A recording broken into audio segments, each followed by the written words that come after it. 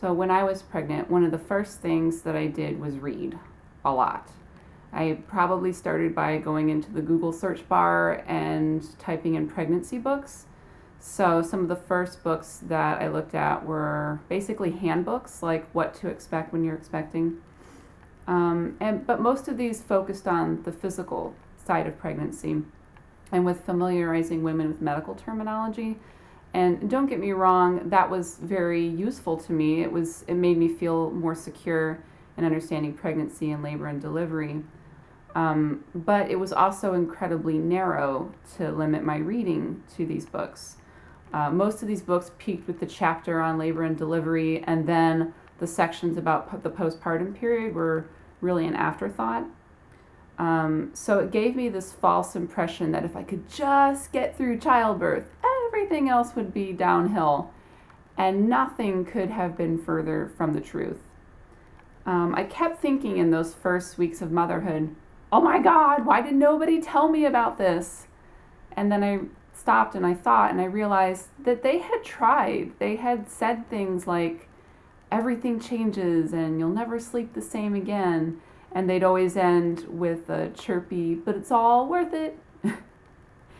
And I would always say, wow, that was vague, but thank you very much. And I would smile and nod and be polite and pretend that I had understood. And I also kept thinking when I was experiencing those first weeks of motherhood that what I was experiencing was incredibly amazing. I was witnessing myself changing in real time. I was thinking that things that I'd never thought before, things like, I wonder if she's still breathing. And I was doing things that I never thought I would do, like crying when I'd been apart from my baby for too long. And it kind of struck me in this very real way that this is what I wanted to read about when I was pregnant.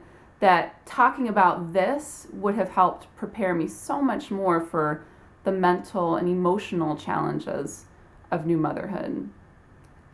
But none of the handbooks explored any of that. And I guess it makes sense. I mean, how do you write a handbook to help women understand the mental and emotional challenges of new motherhood? Every woman is different, so what would that book even look like? Yet, neglecting to explore that very issue kind of gives a false impression that really all you have to be concerned about is the physical side.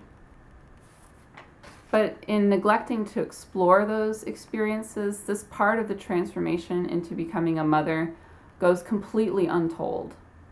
And this is a story that needs to be told, not just by me, but by every mother, to give this transformation the honor and respect that it deserves, beyond just the nice Mother's Day card and a nice dinner out, because we really don't respect this transformation. And if we did, would we still only be one of the only 2 countries in the world that doesn't have paid maternity leave? And so I'm hoping that this will inspire other mothers to write more about how their identities changed as they became mothers. And in doing this, we help future first-time mothers to feel less alone in what can be an incredibly isolating experience.